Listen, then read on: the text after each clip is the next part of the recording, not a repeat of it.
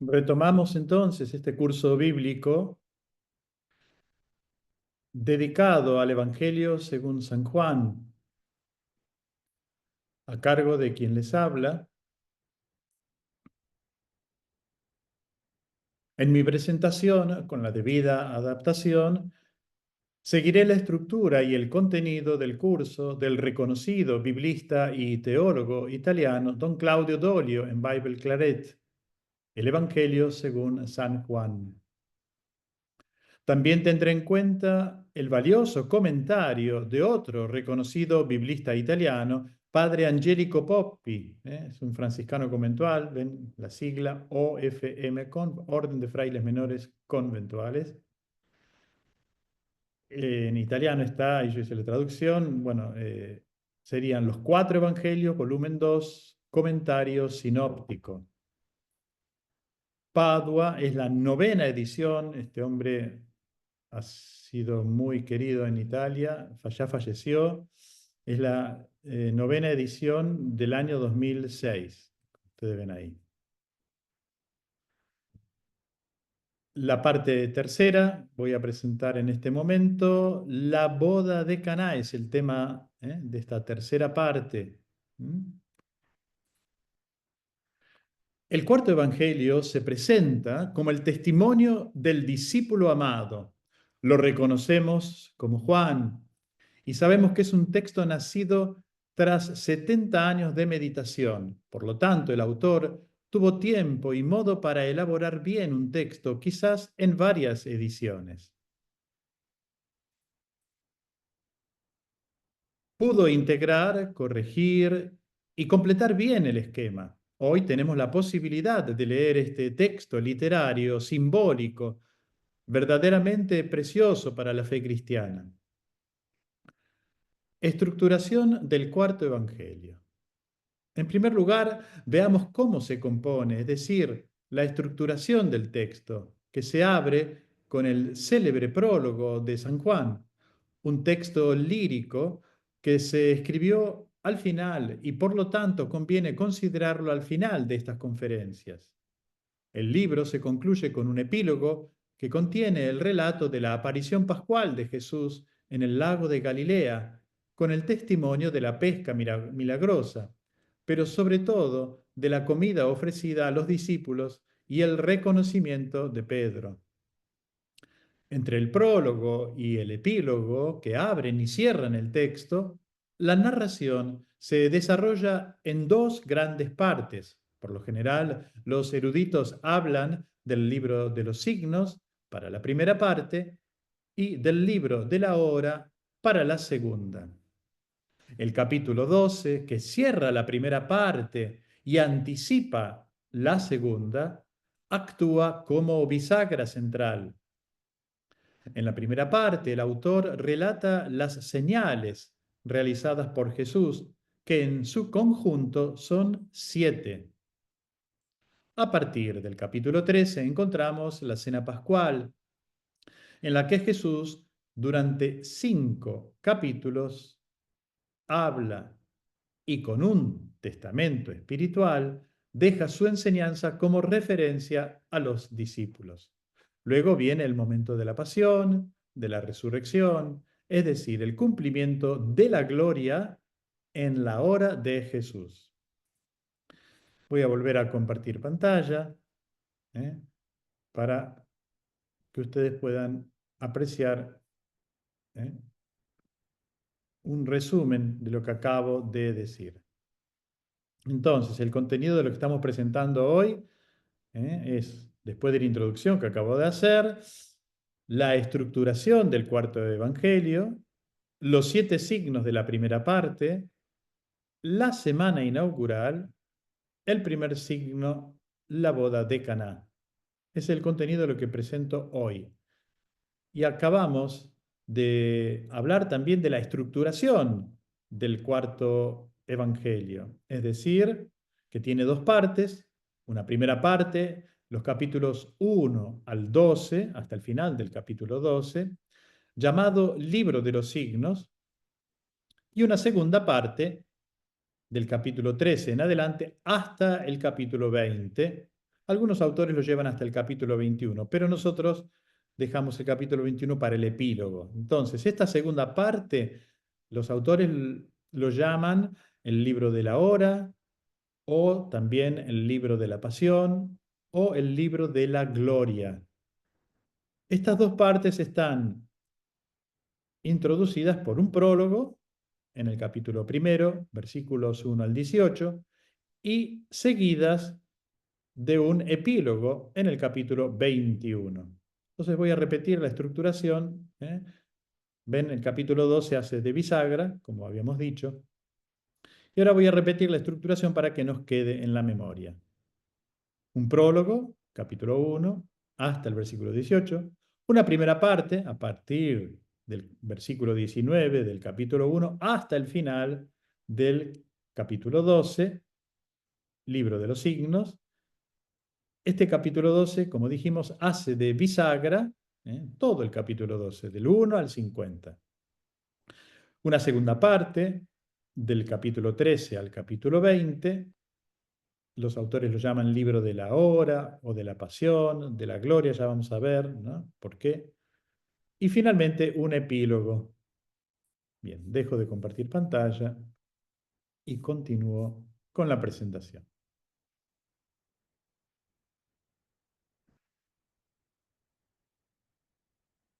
Punto 2. Entonces, los 7 signos de la primera parte, que como dijimos se llama libro de los signos, ¿no es cierto? Detengámonos ahora en esta primera parte, es decir, en la que se narran 7 signos. El primero es el de Caná, en el capítulo 2. El segundo, de nuevo en Caná, es la curación de un niño que está a punto de morir, capítulo 4. El tercero, el paralítico de Betsaida. El cuarto, el signo de los panes, en los alrededores del lago de Galilea. El quinto, el caminar de Jesús sobre el agua en la noche, como revelación de su divinidad. El sexto es el milagro de la creación del ciego de nacimiento. Y el séptimo es el signo más cercano a la realidad.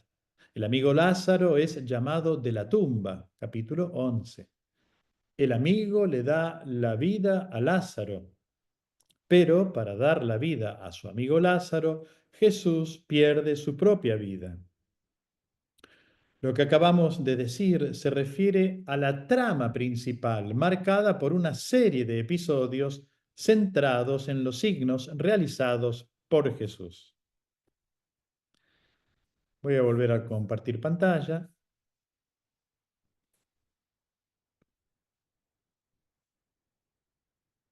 para presentar el resumen de lo que acabo de decir. Dijimos entonces que en la primera parte, el evangelista, en el cuarto evangelio encontramos 7 signos. Por eso se llama libro de los signos a esta primera parte. Primero, boda de Caná, capítulo 2. Segundo, curación de un niño. ¿eh? El encuentro de Jesús con el funcionario real tiene lugar en Caná también, capítulo 4. Tercer signo, paralítico de Betesda, capítulo 5. 4. Signo de los panes, capítulo 6. 5. Jesús camina sobre el agua. El sexto signo es la curación de un ciego de nacimiento, o algunos dicen la creación de un ciego de nacimiento. Séptimo, el séptimo signo y último de esta primera parte es el de Lázaro llamado de la tumba. Dejo de compartir pantalla.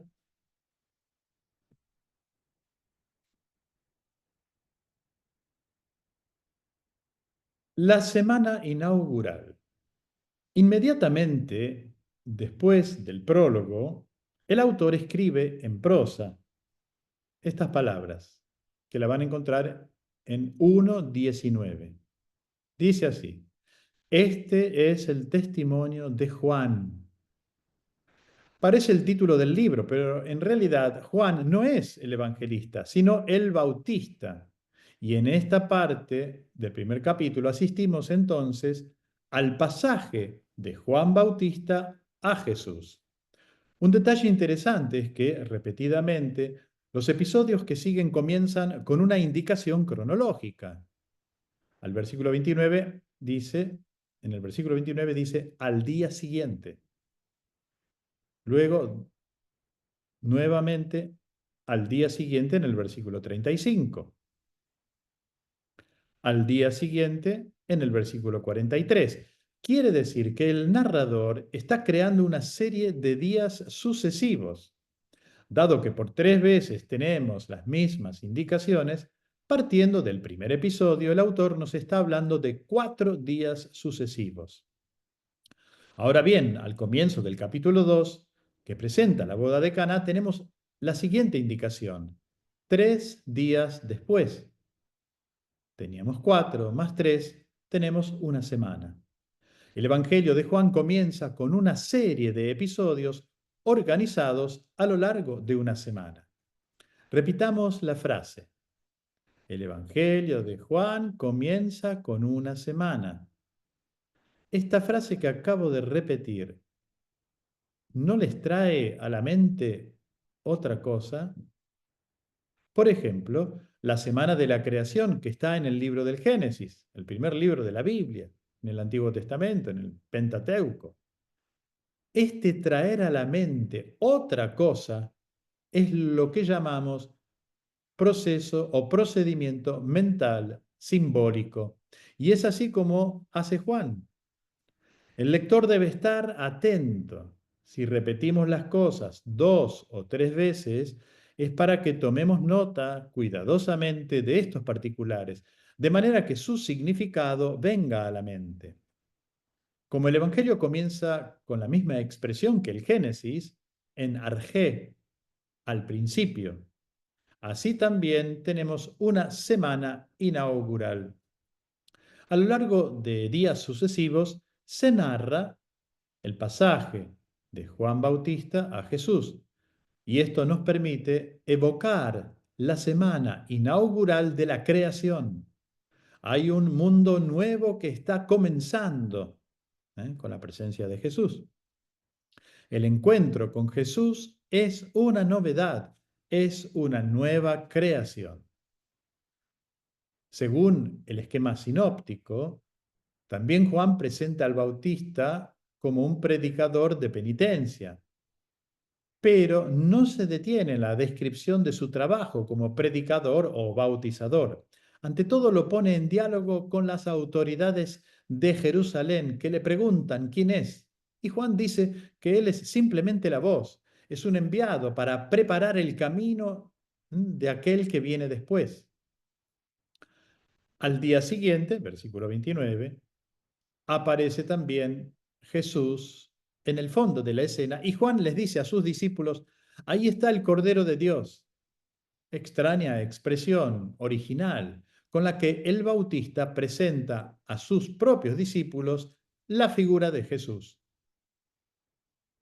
Al día siguiente, versículo 35, los discípulos del Bautista lo dejan para ir tras Jesús. Jesús se detiene, ve que lo siguen y les pregunta, ¿qué buscan? Es la primera palabra que pronuncia el personaje Jesús en el relato de Juan. Es una pregunta importante. Volverá otras 2 veces. Jesús preguntará al comienzo de la pasión a los soldados que lo arrestan, ¿a quién buscan?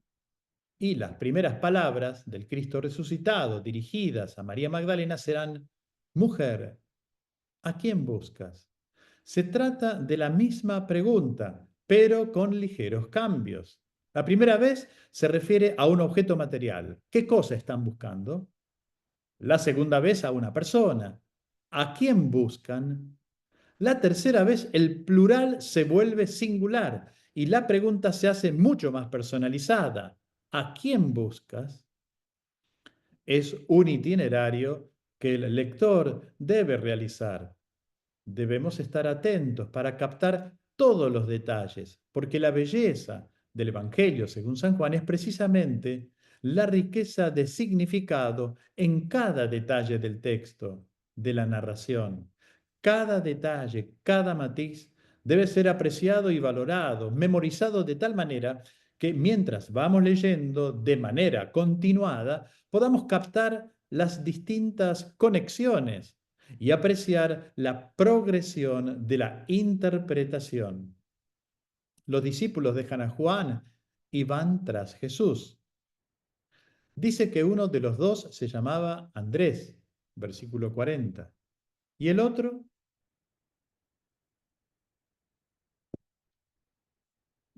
no se nombra. Es precisamente el hecho de esta reticencia lo que nos hace pensar que podría ser el propio autor, que habiendo sido discípulo de Juan Bautista, lo deja para ir tras Jesús. De hecho, no encontramos en el cuarto evangelio la narración de la llamada de los pescadores, sino que el llamado de los primeros discípulos tiene lugar a orillas del Jordán, mucho más al sur, en el área del Mar Muerto, en las afueras de Jerusalén. Andrés habla con su hermano Simón, versículo 41, sobre este personaje que conocieron y lo lleva a Jesús, que comienza a constituir un grupo de discípulos. Al día siguiente, Jesús encuentra a Felipe, versículo 43, que era del mismo pueblo que Andrés y Simón, Betsaida. Felipe encuentra a Natanael, versículo 45, al que conocemos como el apóstol Bartolomé, y le dice: hemos encontrado al Mesías, viene de Nazaret. Bartolomé, oriundo de Caná, duda que algo bueno pueda venir de Nazaret y bromea sobre esta identificación. Y Felipe no encuentra nada mejor que repetir lo que Jesús le había dicho: ven y verás. Versículo 46. Una invitación importante para el lector. Entra, entra dentro del texto. Lo tienes que ver por ti mismo. Tienes que conocer a Jesús. Tienes que intentar estar con Él. Debes aprender a conocerlo, compartiendo su vida, y entonces podrás ver. Ven y verás. Bartolomé, que llega donde Jesús, todo escéptico, se siente conocido. Jesús lo llama por su nombre y le dice que lo había visto debajo de la higuera. Ciertamente es un detalle importante, pero no podemos decir qué significa. Ese detalle probablemente fue importante para Natanael. Jesús le dice: te conozco bien. Antes de que tú escuchases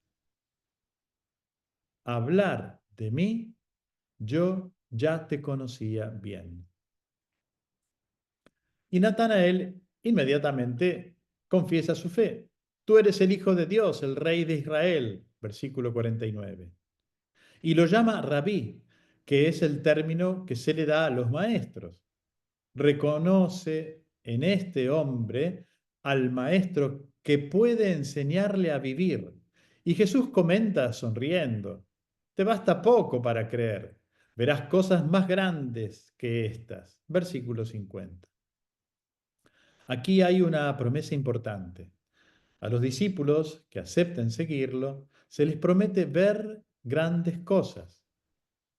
Les dice Jesús: les aseguro que verán el cielo abierto y los ángeles de Dios subiendo y bajando sobre el Hijo del Hombre. Versículo 51.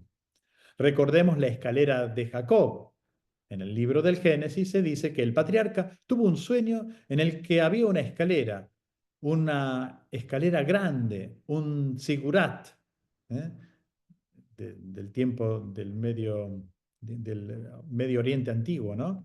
Una torre escalonada, una montaña artificial, lugar de culto, que servía como escalera de conexión entre la tierra y el cielo, y los ángeles de Dios, mensajeros, subían y bajaban, mantenían el contacto entre el cielo y la tierra. Jesús les dice a los discípulos: verán al Hijo del Hombre, es decir, a mí, como la escalera de Jacob, como la conexión entre cielo y tierra.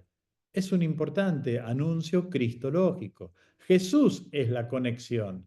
Jesús es la escalera por la que Dios desciende a la tierra para que el hombre ascienda a su vez de la tierra al cielo.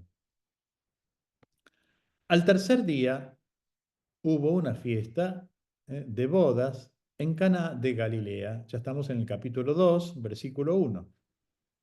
Ya hemos considerado 4 días.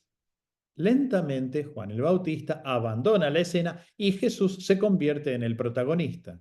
Los discípulos del primero siguieron al segundo y se retiraron de la región del Jordán hacia Galilea. Desde que Juan Bautista comenzó a dar testimonio de Jesús, ya pasaron 4 días. De esta manera, para introducir la boda de Caná, el Evangelio dice, en el versículo 1 del capítulo 2, repetimos, al tercer día. Según la forma de calcular o contar de los antiguos, debemos considerar siempre el punto de partida, por lo que si dijimos que fueron 4 días, para contar el tercer día a partir del cuarto decimos cuarto, quinto, sexto. El tercer día es entonces el sexto día. Exactamente lo mismo ocurre con el domingo, que en relación al viernes es el tercer día. No decimos son 3 días después, decimos es el tercer día a partir de la muerte. Y entonces yo digo viernes, sábado y domingo. De esta manera, las bodas de Caná tienen un lugar, tienen lugar en el sexto día, en el día sexto. El detalle es simbólico. El sexto día en la narración de la creación del Génesis es el día en que Dios crea al hombre. ¿En qué día murió Jesús? Murió el viernes, sí, pero usando los números, ¿a qué día corresponde el viernes? El viernes es el sexto día de la semana. El séptimo es el sábado. El domingo es siempre el primer día de la semana y los judíos todavía hoy lo llaman Rishon, el primero. El viernes, el día de la muerte de Jesús, es el sexto día que corresponde al día en que Dios creó al hombre. ¿Qué quiere decir esto simbólicamente? Significa que Juan está escribiendo un evangelio espiritual y por lo tanto él subraya estos detalles para que el lector entienda que detrás de la coincidencia del día hay un sentido. La muerte de Jesús es la creación del hombre nuevo y la efusión del Espíritu Creador que renueva a la humanidad. Pero este grandioso acontecimiento que le sucederá a Jesús en la cruz, en la muerte y en la resurrección, es simbólicamente anticipado al principio. El primer signo realizado por Jesús ocurre en el sexto día de esta semana inicial o semana inaugural. Es un evento creativo. Crea una novedad partiendo de una base tradicional. Vamos a volver a compartir pantalla para resumir lo que acabamos de decir. A ver si se ve. El Evangelio según San Juan, dijimos, capítulo 1. En el versículo 19 dice, este es el testimonio de Juan, ¿no? Pero no Juan el Evangelista, Juan el Bautista, que se va a ir retirando de la escena para dar lugar al protagonismo de Jesús. Luego, el texto del Evangelio de Juan nos refiere una semana inaugural. Por eso en el versículo 29 se dice al día siguiente, en el versículo 35 de nuevo, al día siguiente, en el versículo 43 al día siguiente, y ya en el capítulo 2, versículo 1, el evangelista dice, al tercer día se celebraba una boda en Caná de Galilea. Por lo tanto, el tercer día es el sexto día, que recuerda la creación del hombre, según el Génesis.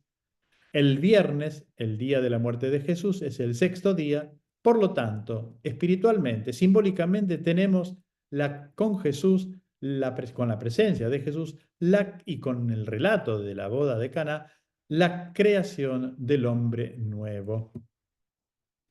Dejo de compartir pantalla y continuamos entonces. ¿eh? Y ahora ya entramos de lleno en el primer signo, la boda de Caná, que está en el capítulo 2 del Evangelio según San Juan.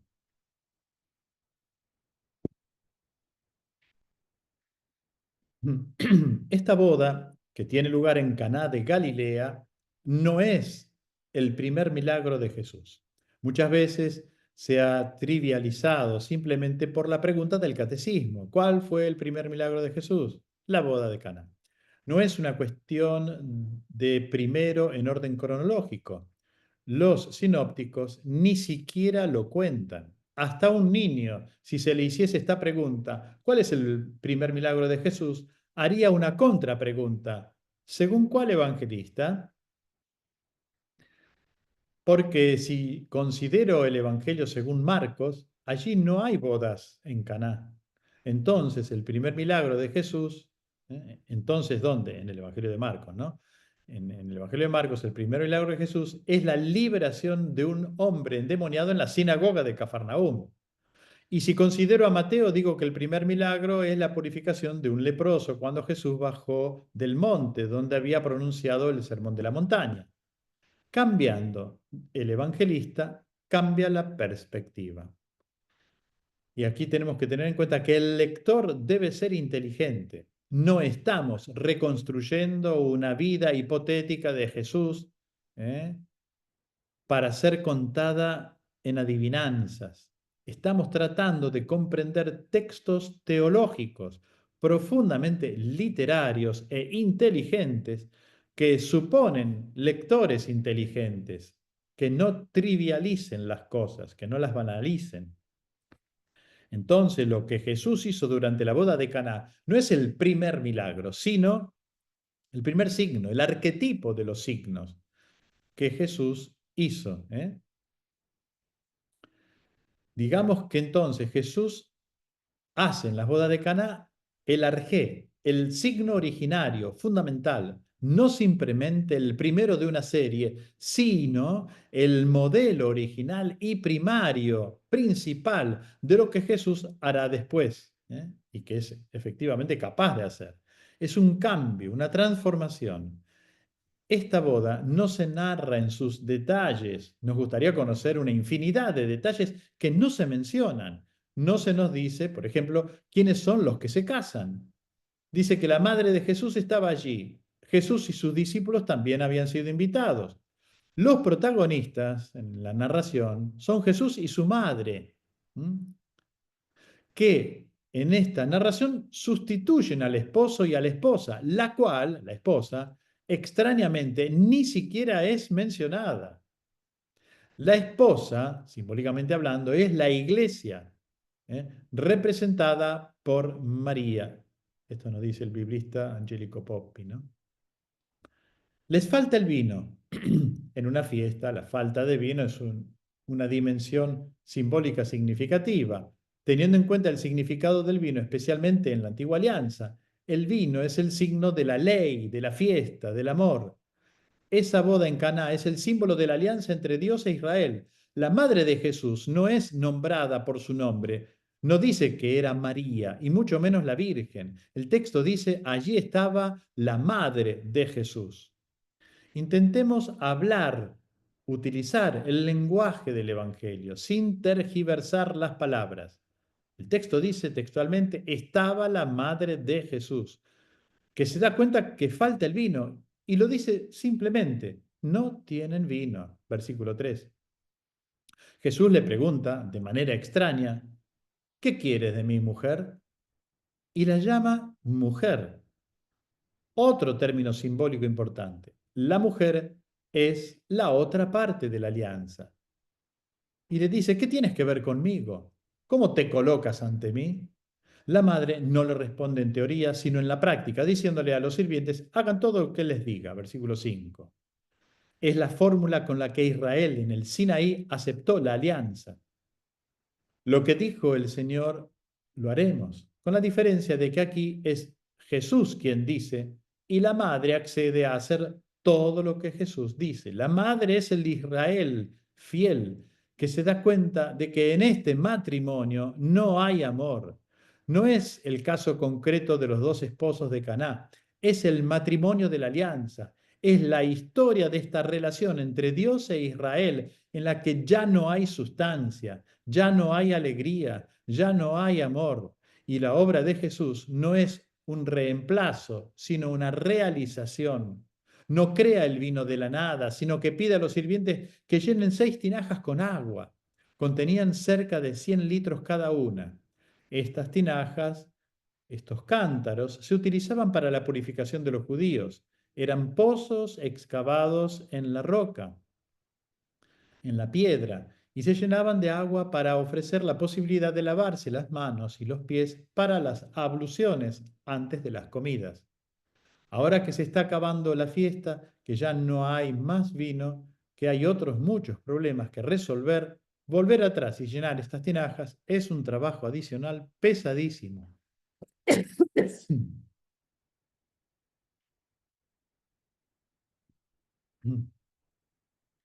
6 por 100 son 600 litros. ¿Cuántos baldes de agua tienen que sacar del pozo, que queda lejos, para realizar algo que aparentemente no tiene sentido? Las tinajas son 6. Combinación 6. El 6 es un número importante. Siendo el sexto día, el de la creación de Adán, el 6 es el número del hombre y la figura simbólica de la humanidad, de la imperfección.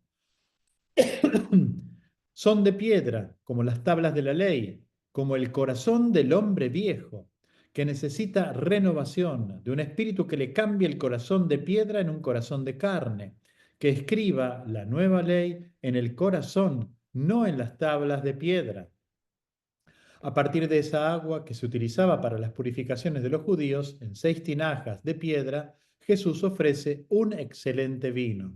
Los sirvientes, habiendo hecho lo que Jesús dijo, llevaron el agua convertida en vino al encargado del banquete. Cuando éste la prueba, dice: ¡qué vino exquisito!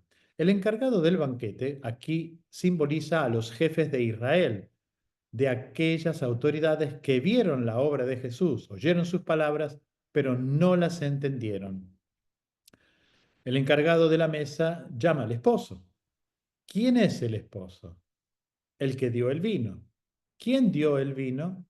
Jesús.